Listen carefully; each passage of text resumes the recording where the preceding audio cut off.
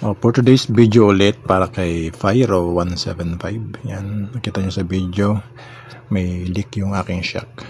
So, kailangan dalhin na siya sa shop para hindi tayo delikado mag-drive.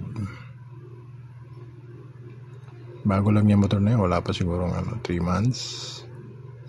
Yan, napansin ko sa kanya, nagli-leak na siya. So, huwag na tayo magdalawang isip na hindi ipagawa. Kaya pinagawa ko na siya agad-agad para makaiwas sa disgrasya. So ito siya, pinagawa ko siya sa Speed Depot dito sa may Valenzuela siya, may Malanday. So yan, pinusa ng technician. Akala niya Aerox yan pero Xerox lang siya ng Aerox. So tinanggal, tapos binalik din niya kasi akala niya pang Aerox na shock, pero nakaharap naman siya. Ang binili niya yung inner tube na lang para magamit din yung stock na shock niya. So yan yung pinalit. Pang NMAX daw yan Kaya huwag na tayo magkatubili na paggawa. Ang masaklap ay yung gastos.